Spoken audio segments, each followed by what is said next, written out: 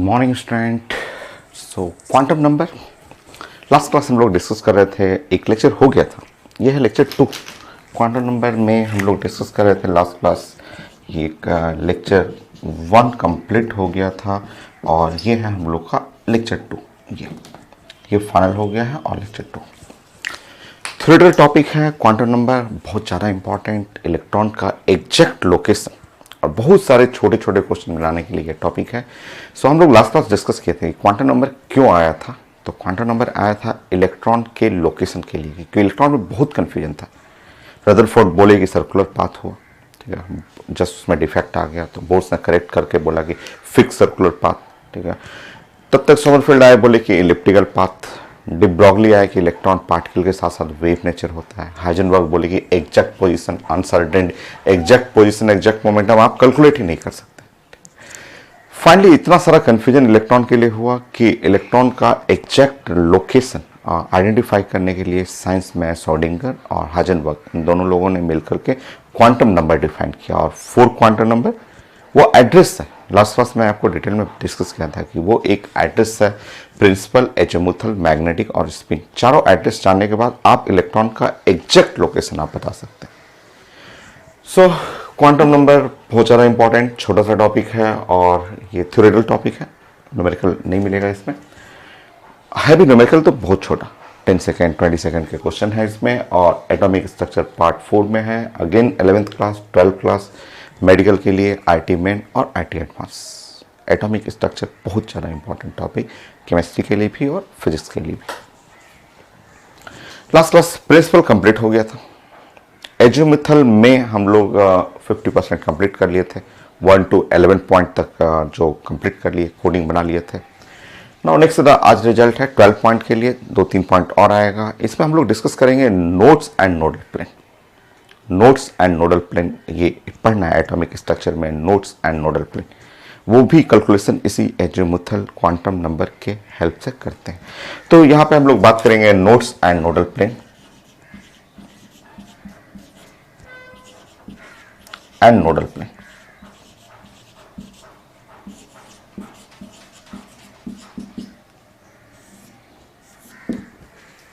चलिए स्टार्ट करते हैं। नोड्स एंड नोडल प्लेन ये है क्या, मैं थोड़ा सा थ्योरेटिकली डिफाइन कर देता हूँ, फिर मैं आपको रिजल्ट बना देता हूँ और उससे बहुत सारा क्वेश्चन आपको। ये नोड्स नोडल प्लेन ये आपका 9th क्लास 10th क्लास में नहीं था, ये आप फर्स्ट टाइम अभी पढ़ रहे हैं। नोड्स एंड नोडल प्लेन ये आता है साउंड वेव में। साउंड वेव जब आप पढ़ते हैं और साउंड वेव में एक प्रोग्रेसिव वेव होता है, दूसरा स्टैंडिंग वेव होता है या स्टेशनरी वेव होता है। तो जब आप स्टेशनरी वेव पढ़ते हैं वहाँ आपको कॉन्सेप्ट आता है नोड्स का और एंटी नोड्स का। नोड्स और एंटी नोड्स वहाँ फॉर्मेशन होता है। मैं आपको बता देता हूँ, समझा देता हूँ आपका। उसके रिजल्ट कुछ है एटॉमिक स्ट्रक्चर में भी उसका रिजल्ट है। सबसे पहले ये आप समझिए कि एक बॉन्डेड मीडियम ले लीजिए, ठीक है। ये है एक बॉन्डेड मीडियम।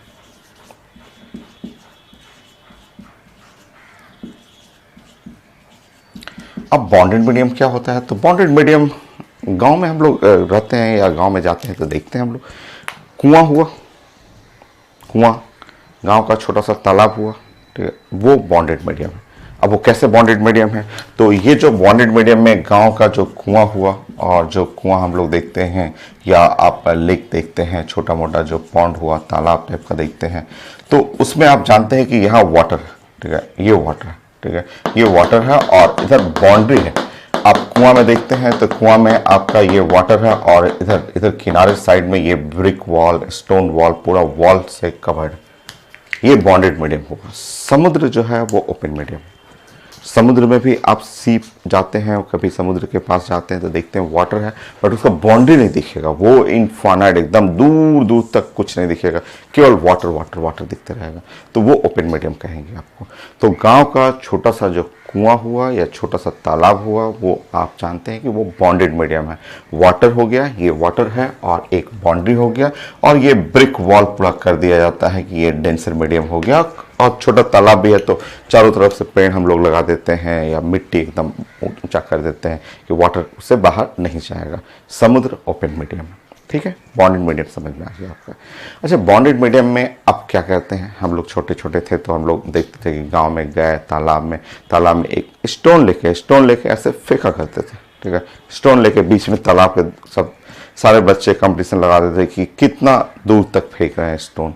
और एक और तरीका होता था फेंकने का कि इतना फ्लैट टाइप का स्टोन होता था, वो ऐसे फेंकते थे कि उसके ऊपर projectile motion, multiple projectile motion.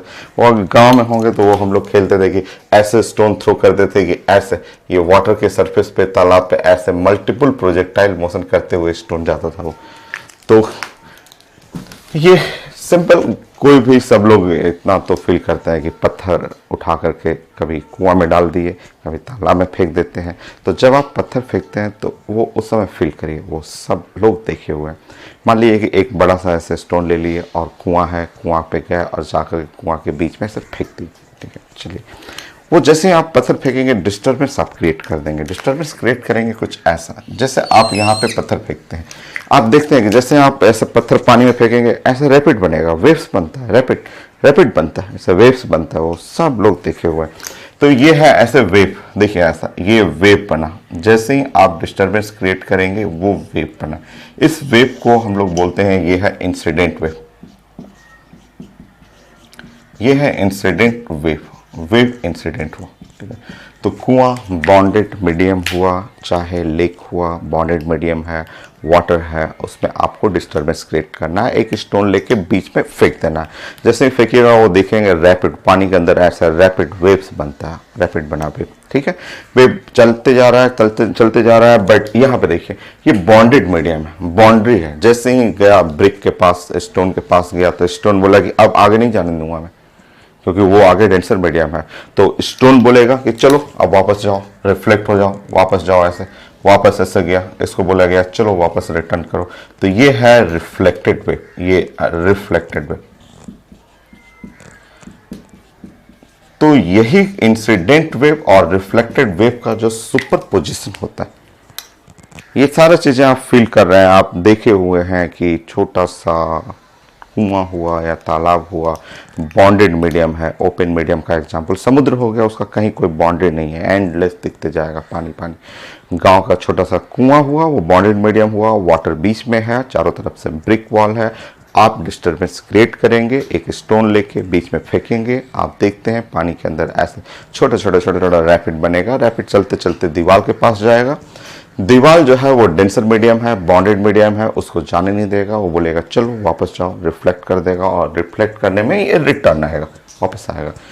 Incident wave और रिफ्लेक्टेड वेव जब मिलेंगे, ये सुपर इम्पोजिशन होता है, जो सुपर इम्पोज करते हैं, ये यही साइंस का स्टैंडिंग वेव बनता है। ये जो साइंस में कहलाता है स्टैंडिंग और स्टेशनरी वेव होता है, और इसी में नोट्स और एंटी नोट्स बनते हैं। जैसे आप समझेंगे, ये है, ये समझिए कि यहां से ऐसे डिस्टर्बेंस चला, ऐसे वेव गया, ये है इंसिडेंट वेव, ये इंसिडेंट वेव हुआ ऐसे, ये है इंसिडेंट वेव, और यहां से रिटर्न बैक किया, ऐसे रिटर्न किया, ये है रिफ्लेक्टेड वेव। ये है ग्रीन कलर वाला रिफ्लेक्टेड वेव है, इंसिडेंट वेव और रिफ्लेक्टेड वेव। इन दोनों का जो सुपर इम्पोजिशन या एडिशन हुआ, यही साइंस में स्टैंडिंग वेव बना। ये जो डॉट्स हुआ वो साइंस का नोड बना, इसको साइंस में नोड कहा गया। और ये है नोड, ये नोड हुआ, ये नोड हुआ, और ये जो मिडिल पॉइंट जहाँ पे सबसे ज़्यादा एम्पलीट्यूड है वो एंटी नोड। इस पॉइंट्स को एंटी नोड्स बोलते हैं। ये पॉइंट्स जो देख रहे हैं वो एंटी नोड्स हुआ। सो इस तरह आपको नोड्स और एंटी नोड्स का फॉर्मेशन आपको सीखना था। ये पढ़ेंगे आप साउंड वेव में। अब ये है कि लोग पूछते हैं एटॉमिक स्ट्रक्चर में क्यों पढ़ा रहे हैं, ये है ना, एटॉमिक स्ट्रक्चर में जरूरत है, आप लिख लेंगे पहले। यही जो आप देख रहे हैं यही साइंस का स्टैंडिंग वेव है।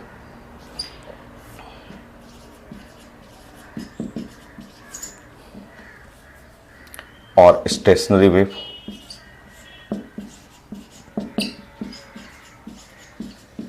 स्टैंडिंग या stationary wave, standing wave, stationary wave. ये है रेड वाला इंसिडेंट वेव है।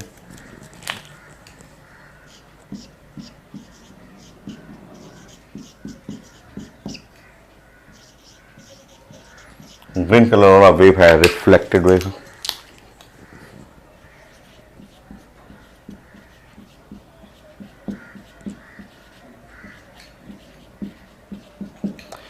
इंसिडेंट एंड रिफ्लेक्टेड वेव का जो सुपर इम्पोज जो एडिशन हुआ उसी से हम लोग को बनता है आपका स्टैंडिंग वेव। और इस स्टैंडिंग वेव में एन जो देख रहे हैं वो एन इधर नोट्स, जो पॉइंट्स है उस पॉइंट को नोट्स बोलते हैं। ए को हम लोग बोलते हैं एंटी नोट्स। नोट्स के थ्रू जो प्लेन पास होगा वो नोडल प्लेन हो जाएगा। तो ये आपको थोड़ा सा जानना था क्योंकि नोट्स एंटी नोट्स ये 9th में 10th में नहीं था, 11th क्लास में आता है। वो भी आता है वेव ऑप्टिक्स में, वेव ऑप्टिक्स या साउंड के अंदर ये सब चीज़ें आता है आपको। बट आसान है, समझना इजी है क्योंकि ये चीज़ें सब लोग अपने गांव जाते हैं और सब लोग देखते हैं। बॉन्डेड मीडियम कुआं देखते हैं और उसमें स्टोन कभी कभी फेंके होंगे तो रैपिड क्रिएट होते हुए जाएगा और रिटर्न बैक करेगा, उससे बनेगा स्टैंडिंग वेव। और स्टैंडिंग वेव के चलते क्रिएट होता है नोट और एंटी नोट। अब क्वेश्चन है कि ये एटॉमिक स्ट्रक्चर में क्या कर रहा है, ये क्यों हम पढ़ा रहे हैं एटॉमिक स्ट्रक्चर में, है ना एटॉमिक स्ट्रक्चर में। देखिए आपको अब आप बताएंगे एटम। अब आप जानते हैं कि ये है एटम, कैसा शेप, तो स्फेरिकल शेप, सब लोग जानते हैं एटम का शेप स्फेरिकल है, रेडियस है, सब कुछ पढ़ा हुआ है। तो डे 1 से रदरफोर्ड से पढ़ रहे। और ये हो गया बॉन्डेड मीडियम, ये कुआं की तरह हो गया बॉन्डेड मीडियम, स्फेरिकल, पूरा फुटबॉल की तरह, उतना बड़ा नहीं। आप जानते हैं कि रेडियस ऑफ एटम आप सब पढ़ा हुआ है कि ये जो रेडियस ऑफ एटम है वो आप पढ़े हुए हैं 10⁻⁻10 metre. Radius of atom 10⁻⁻10 metre में आता है, या एंगस्ट्रॉम 10⁻⁸ सेंटीमीटर। रदरफोर्ड में ही आप मॉडल में आप पढ़े हुए थे ये है। तो ये एक इमेजिन करिए एक टाइप का फुटबॉल है, फुटबॉल टाइप का सोचिए, बट काफी छोटा, रेडियस काफी छोटा है। स्फेरिकल शेप के चलते ये भी हो गया बॉन्डेड मीडियम हुआ ना, ये बॉन्डेड मीडियम। तो ये एटम हो गया बॉन्डेड मीडियम। और एटम के अंदर क्या है, इलेक्ट्रॉन। डी ब्रॉगली ने क्या बोला था कि इलेक्ट्रॉन का नेचर होता है wave nature, wave, electron wave create करता है। तो यहां पे एटम के अंदर जो इलेक्ट्रॉन्स का वेव होता है ना, उससे रिजल्ट है। क्योंकि एटम भी हो गया एक बॉन्डेड मीडियम, एक फुटबॉल की तरह से, उतना बड़ा नहीं बट बहुत छोटा फुटबॉल। बट इमेजिन करिए फुटबॉल एक बॉन्डेड मीडियम है, उसके अंदर चलता है इलेक्ट्रॉन जिसका नेचर है वेव नेचर। और इलेक्ट्रॉन जब चलेगा तो वो क्रिएट करता है नोट्स और वो क्रिएट करता है एंटी नोट्स। इसमें नोट्स को दो तरह से प्रेजेंट किया गया है, ऐसे इस तरह से प्रेजेंट किया गया है। देखिए इलेक्ट्रॉन का एक मोशन ऐसे लिखा हुआ, जैसे एक मैं इधर से ऐसे बना,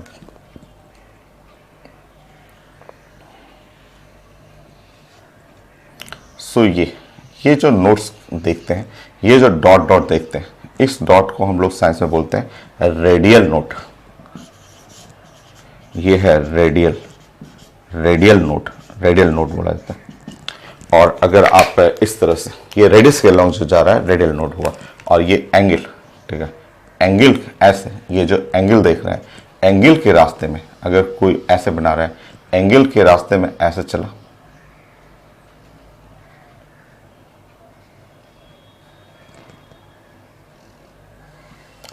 तो ये जो नोट्स देख रहे हैं, ये सब सारा नोट्स जो एंगल के अलॉन्ग है, उसको साइंस में बोलते हैं एंगुलर नोट। तो इसको आप लिखेंगे एंगुलर नोट।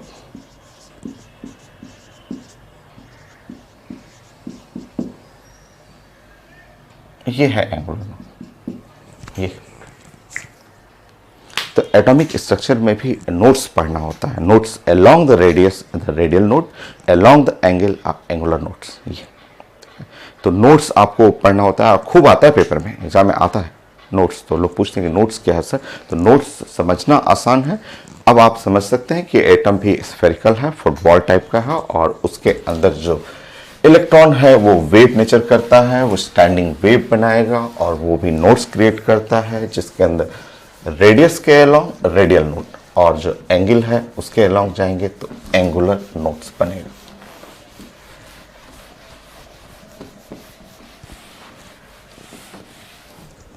नेक्स्ट, इसे क्वेश्चन आता है, मैं रिजल्ट यहाँ डिस्कस कर दे रहा हूँ, और बहुत सारा क्वेश्चन आता है कि एंगुलर नोट बताइए, रेडियल नोट्स बताइए, नोडल प्लेन बताइए, बहुत सारा क्वेश्चन, ठीक है। सो 12 पॉइंट हुआ, 13 पॉइंट क्वेश्चन का एक सेट बना देता हूँ, एक पैटर्न बना देता हूँ, उससे आप फॉलो करेंगे। हटाता हूँ इसको, 13।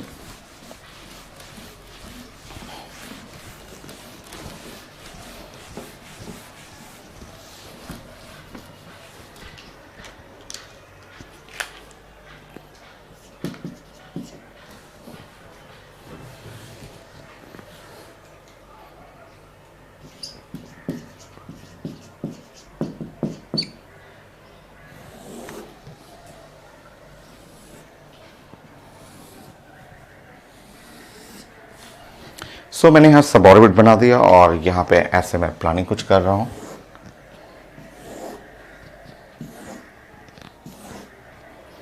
ट्वेंटी क्वेश्चन है, 20 या 25 क्वेश्चन, बट उतनी ही सेकंड का, हर क्वेश्चन 1-1 सेकंड 2 सेकंड का ऐसे क्वेश्चन रहेगा। मैं रिजल्ट पहले डिस्कस करता हूँ, ठीक है। अगर आपसे पूछा जाए, ठीक है, नंबर ऑफ नोडल प्लेन, ऐसे number of a nodal plane, a nodal plane, तो नंबर ऑफ नोडल प्लेन कोई पूछता है तो आप सिंपल आंसर बोलिएगा एल, एल के बराबर। अब लोग बोलते हैं एल क्या है, यहाँ पे एल क्या है, तो एल, एल जो मैं यूज कर रहा हूँ, l azimuthal quantum number, azimuthal quantum number.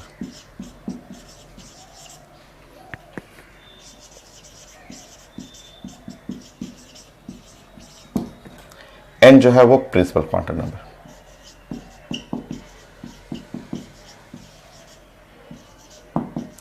Azimuthal quantum number और प्रिंसिपल क्वांटम नंबर होगी। Next, so number of angular node, अगर आपसे पूछा जाए कि एंगुलर नोट कितना है, तो एंगुलर और notes, number of angular notes, तो ये एल के बराबर कर देंगे। ये स्टैंडर्ड रिजल्ट है। एंगुलर नोट्स मैंने समझाया कि कैसे लिखते हैं एंगुलर नोट्स, तो वो एल के बराबर है। ये स्टैंडर्ड रिजल्ट होता है।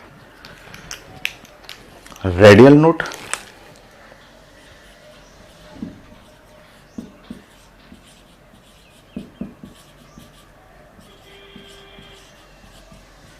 वो साइंस में होता है n minus L minus 1। Radial note का ये रिजल्ट है, ये रिजल्ट होता है। Total number of note, total number of notes, total number of notes चाहिए तो ये जोड़ लीजिएगा, इसको इसको जोड़ लीजिएगा तो n माइनस 1 होगी।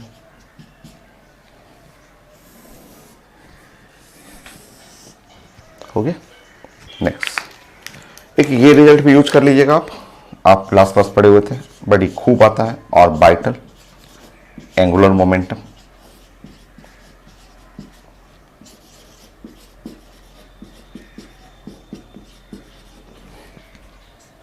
Under root l into l plus 1 h cross h by 2 pi या एच क्रॉस, और बाइटल एंगुलर मोमेंटम। अब देखिए यहाँ 25 क्वेश्चन, ये तो लास्ट क्लास आप पढ़े हुए थे, एच बाई 2 पाई या एच क्रॉस कर सकते हैं। अब स्टार्ट करते हैं। देखिए, कोई भी अपने मन से मैं जो मर्जी हो, जैसे पेपर में आ जाएगा कि मान लीजिए मुझे डिस्कस करना है फोर्स का, डिस्कस करना है फोर्स आया हुआ है, और 1-1 सेकंड का क्वेश्चन, कितना क्वेश्चन मेडिकल में, आईटी मेन में, एडवांस में पूछा हुआ 1 सेकंड का। ना फोर्स, जैसे आप फोर्स लिखेंगे, ठीक है, आप जैसे ही आप लिख रहे हैं 4s, 1 सेकंड में n का वैल्यू 4, l का वैल्यू जानते हैं, कोडिंग l का वैल्यू 0 हो गया, कोडिंग जानते हैं। तो नंबर ऑफ नोडल प्लेन, तो number of nodal plane answer है 0, number of angular node 0, number of radial node n, 4 minus 0 minus 1 3, so total हो गया n माइनस 1, इन दोनों को जोड़ देंगे 3, और यहाँ पे l का वैल्यू 0, तो यहाँ 0। नेक्स्ट, कुछ भी आपका, कुछ भी मैं अपने मन से ले रहा हूं, 3D मैंने ले लिया, कुछ भी ऐसे 3D ले लिया, 3 और D ऐसे ले लिया, 3D। n का वैल्यू हुआ 3 और l का वैल्यू जो हुआ वो 2, कोडिंग करेंगे 3 और D के लिए l का वैल्यू 2। चलिए जल्दी से 1 सेकेंड देखिए, 2 1 सेकेंड 2, यहाँ पे n minus l minus 1 0, 3 minus 2 minus 1 0, यहाँ पे करेंगे 2 और यहाँ पे करेंगे 2, सो 2 और रूट 6 h क्रॉस ऐसे लिख सकते हैं, या आंसर में देखेंगे रूट 6 h बाई 2 पाई होगी। नेक्स्ट, कुछ भी आप जो मन करे 2p, मैंने 2p ले लिया, 2p ले लिया, ऐसा कुछ भी रहेगा पेपर में, 2p हटेगा, आपको नहीं मन करे कुछ भी एग्जाम में 3p 4p 3p ले लीजिए, 4p ले लीजिए, जो मन करे वो ले सकते हैं, ठीक है। जैसे आपके पूछा गया पेपर में n का वैल्यू 1 सेकंड में समझेंगे कि 3 है, l का वैल्यू 1 है, यहाँ आंसर हो गया 1, यहाँ आंसर हो गया 1, यहाँ 3 -1 आंसर हो गया यहाँ पे 1, और total number of node in दोनों को जोड़ देंगे तो 2 हो गया, और यहाँ पे l का वैल्यू 1 रखेंगे तो 1√2h क्रॉस √2h/2 हो गया। नेक्स्ट कुछ भी आप यहाँ पे ले लीजिए, 4d ले लीजिए, 4d, n का वैल्यू, सॉरी 4d तो हो चुका है ना, 4f ले लीजिए, n का वैल्यू जो हो गया वो 4 हुआ, l का वैल्यू जो हुआ वो हुआ 3 हो जाएगा, f के लिए 3, कोडिंग जानते हैं आप, जैसे आप पुट करेंगे यहाँ नोडल प्लेन 3, यहाँ 3 हो गया, 4 - 3 - 1 = 0, और ये टोटल हो गया 3, और यहाँ पे 3 रखेंगे, 3 और 4 √12 h क्रॉस और √12 h/2 पे हो गया। 6g n का वैल्यू 6 कर लीजिएगा, n का वैल्यू 6 करना है, और l का वैल्यू 4 हो जाएगा, यहाँ 4 हुआ 6 - 4 - 1 यहाँ पे 1 हो जाएगा, टोटल यहाँ जोड़ेंगे तो यहाँ पे 2 4 और +1 5 हो गया, और जब यहाँ पे l का वैल्यू 4 करेंगे तो 4 और 5 √20 h क्रॉस और √20 h/2 पे हो गया। मैं बताया था ये 25 क्वेश्चन है, बस कुछ सेकंड का। एजीमुथल क्वांटम नंबर कंप्लीट नहीं है, एक क्वेश्चन और मुझे करना था, आईटी एडवांस का पैसेज था, वो बड़ा अच्छा था, बाकी क्वेश्चन एडवांस का भी एक फिंगर टिप्स बनेगा, ऐसे ही क्वेश्चन आते हैं सब, बट एक क्वेश्चन है जो कि पैसेज है, बड़ा अच्छा सा क्वेश्चन है, मैं क्वेश्चन अभी प्रेजेंट करता हूँ।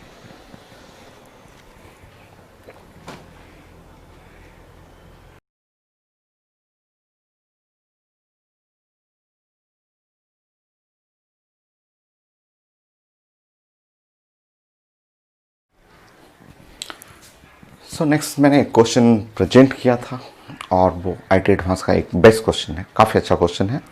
कुछ पॉइंट मैंने यहाँ नोट किया है कि लिखा हुआ लिथियम ++ हाइड्रोजन लाइक सिस्टम है, is in spherically symmetric state, ये एक हिंट है, spherically symmetric state S1 with 1 radial node, state S1 है, 1 रेडियल नोड है, और स्फेरिकली, स्फेयर S, P का मतलब डम्बल, D का मतलब डबल डम्बल होता है, तो ये S सब ऑर्बिट के बारे में बात किया जा रहा है with 1 radial node.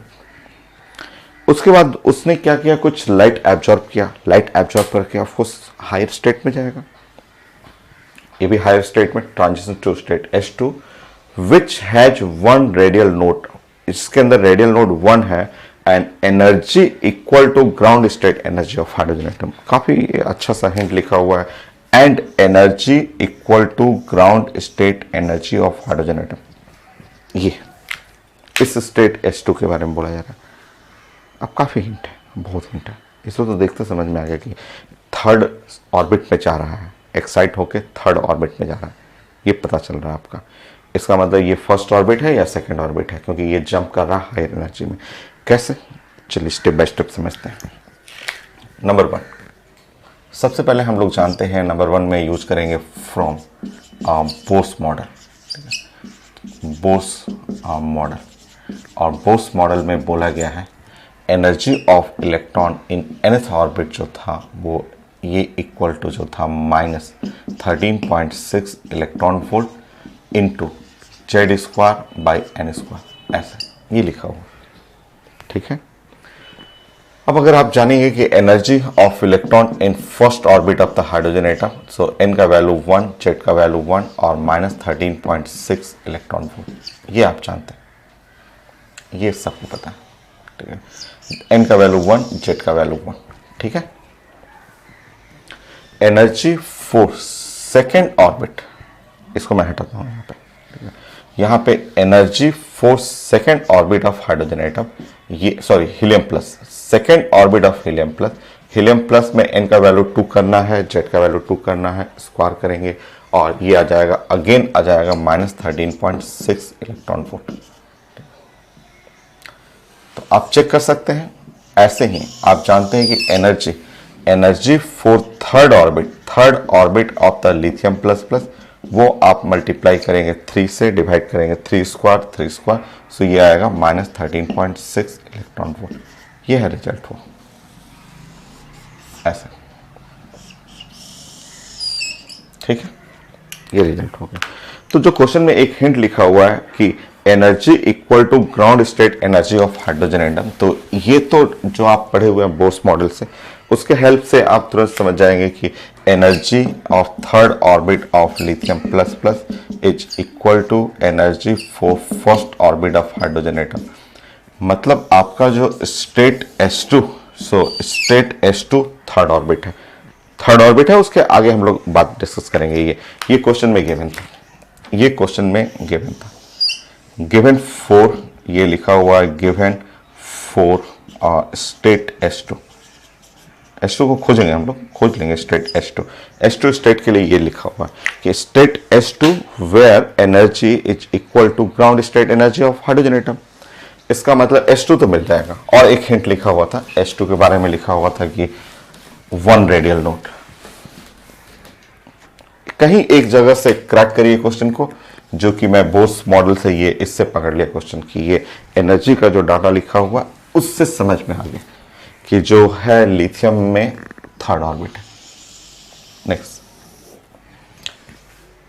Second point, इसका मतलब ये कंफर्म हो गया कि लिथियम प्लस प्लस है और ये है यहां पे थर्ड ऑर्बिट में, n equal to third orbit में है। यही थर्ड ऑर्बिट में जो स्टेट जो है वो S2 है। अब स्टेट S2 है और विच कंटेन लिखा हुआ था पेपर में, विच कंटेन, ठीक है, विच कंटेन 1 रेडियल नोट, ये लिखा हुआ 1 रेडियल नोट। ये एक दूसरा हिंट है, पेपर में था कि स्टेट S2 में भी 1 रेडियल नोट है। अब आप जानते हैं कि S2 third n equal to 3 है, 3 में क्या चांसेस है, 3s चांसेस है, 3p चांसेस है और 3d चांसेस है, ठीक है, ये चांस है। अब हर एक के पास मैं जाके देख ले रहा हूं कि रेडियल नोट किसके पास कितना कितना है। तो अगर मैं फॉर्मूला पे जाऊं, और मैं फॉर्मूला मैंने आपको बताया था रेडियल और नोट के लिए, रेडियल नोट के लिए फॉर्मूला होता है n माइनस l माइनस 1, ये formula n minus l minus 1। अब बताइए n का वैल्यू हुआ 3 माइनस 0 माइनस 1, यहाँ पे हो गया 2, यहाँ पे 3 माइनस 1 माइनस 1, ये वैल्यू हो गया 1, यहाँ पे हो गया 3 माइनस d का वैल्यू 2 हुआ माइनस 1 इक्वल टू 0। एकदम करेक्ट, ये एकदम करेक्ट। मतलब आपको मिल गया जो स्टेट S2 खोजा जा रहा था S2, वो तो मिल गया 3p, ठीक है, ये स्टेट S2 तो ये था। अभी स्टेट S1 खोजना है, उसके बाद और भी जो जो क्वेश्चन पूछा जा रहा है वो हम लोग डिस्कस करेंगे। पहले स्टेट S1 खोजते हैं।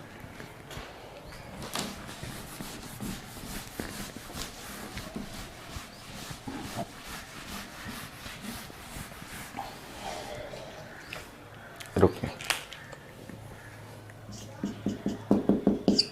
यहां है लिथियम प्लस प्लस, ये फर्स्ट ऑर्बिट, ये सेकंड ऑर्बिट है और ये थर्ड ऑर्बिट है। यहाँ पे है 3s है और 3p है और 3d है।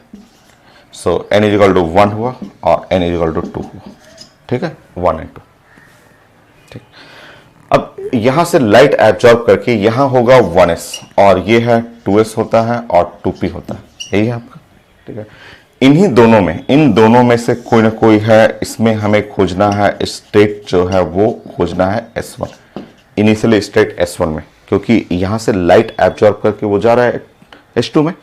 आपको मिल चुका है, ये स्टेट है S2 है, आप खोज चुके हैं कि 3p S2 है, और ये लाइट एब्जॉर्ब करके यहाँ से लाइट एब्जॉर्बिंग का मतलब ऊपर जाएगा, तो उसके नीचे तो यही 3 लोग बचे। अच्छा, इसके लिए कंडीशन लिखा हुआ स्टेट S1, इसके बारे में लिखा हुआ है स्फेरिकली ये है स्टेट S1 स्फेरिकली है, तो ये काट देंगे, बोलेंगे कि ये नहीं चांसेस है। उसके बाद इसके बारे में लिखा हुआ है रेडियल नोड 1 है इसका, रेडियल नोड इसका लिखा हुआ है 1, पेपर में लिखा हुआ है कि स्टेट S1 स्फेरिकली सिमेट्रिकल और रेडियल नोड 1। देखिए n minus L minus 1 is equal to 1। अब आप इन दोनों में से खोज लीजिए। अगर 2 लेंगे यहाँ 2 माइनस 0 माइनस 1 ये है। अगर 2s लेंगे तो 2s के लिए 2 minus 0 minus 1 equal to 1। Correct, ये है स्टेट S1। तो यहां से मिल गया स्टेट S1 मिल गया आपको 2s हो गया। अब चलिए अब देखते हैं क्वेश्चन क्या क्या पूछा जा रहा है। अब तो सब चीज के लिए तो एक छोटा सा हिंट, एनर्जी का हिंट था, उस हिंट से आपको ब्रेक करना था। उसके बाद रेडियल नोड को अप्लाई करना था। तीसरे में तो यहाँ पे 2 कोडिंग लिखा हुआ है, रेडियल नोड और स्फेरिकली सिमेट्रिकल, तो ये हो गया आपका। अब क्वेश्चन देखते हैं क्या पूछा जा रहा है क्वेश्चन।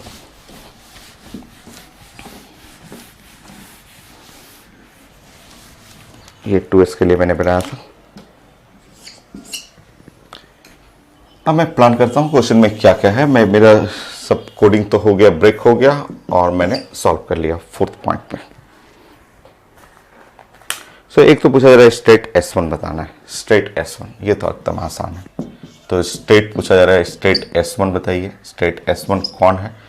तो ये तो साफ दिख रहा है कि ये स्टेट S1 2s है, ऑप्शन में लिखा रहेगा। ठीक,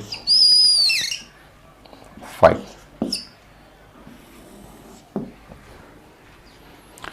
नेक्स्ट लिखा हुआ orbital angular momentum quantum number, ऐसे पूछा गया। ठीक है, so orbital angular momentum quantum number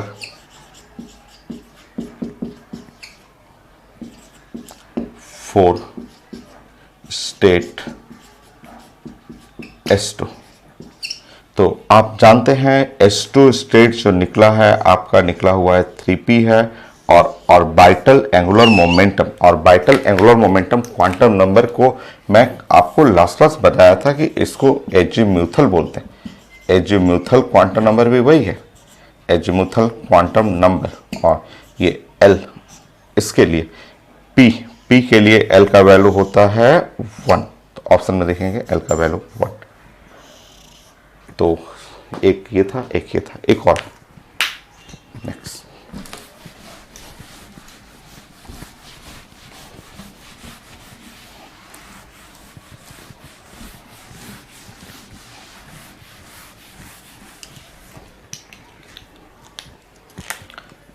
so next point, एक क्वेश्चन जो है और है वो थोड़ा अच्छा है। क्या लिखा हुआ है?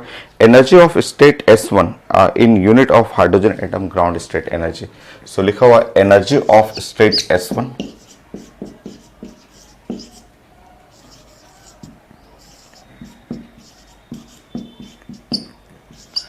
इन unit of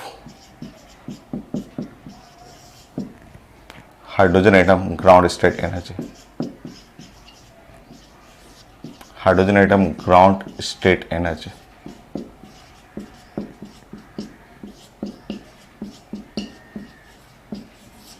so option A, B, C, D।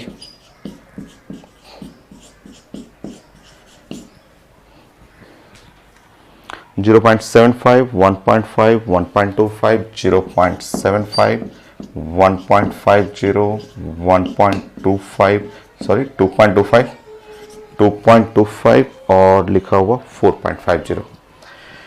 सो 4.50 देखते हैं।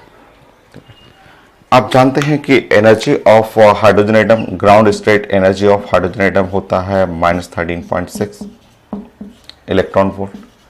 एनी ऑर्बिट के लिए ग्राउंड एनर्जी जो होता है -13.6 electron volt into Z²/n²।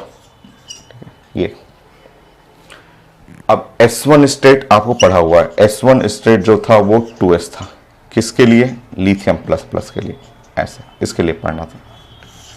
So energy of state S1 पढ़ेंगे, S1 एनर्जी ऑफ स्टेट। तो यहाँ पे आप जानते हैं इसके लिए आपका Z का वैल्यू हो गया 3 और N का वैल्यू जो हो गया वो 2, ये 2 हो गया। और ये -13.6 के जगह यहाँ लिखेंगे ground state energy of hydrogen atom और मल्टीप्लाई बाई यहाँ पे Z स्क्वायर का मतलब हुआ 9 बाई N स्क्वायर 4। ठीक है, so energy of state S1 जो हुआ वो आपका सॉल्व करेंगे तो 2.25 और एनर्जी ऑफ हाइड्रोजन एटम के रिस्पेक्ट में चेक करिए आंसर सी। तो ये काफी अच्छा क्वेश्चन था। बाकी और आईटी एडवांस में बहुत सारे क्वेश्चन हैं बट सब फिंगर टिप्स के 1 सेकेंड का क्वेश्चन। जैसे आपने एजीमुथल में सारा क्वेश्चन देखा, nodal plane, angular node, radial node और वाइटल एंगुलर मोमेंटम, सो वैसे ही सारे क्वेश्चन हैं। एजीमुथल फाइनल जो सबसे इंपॉर्टेंट है, azimuthal next magnetic quantum number, वो भी काफी इंपॉर्टेंट है।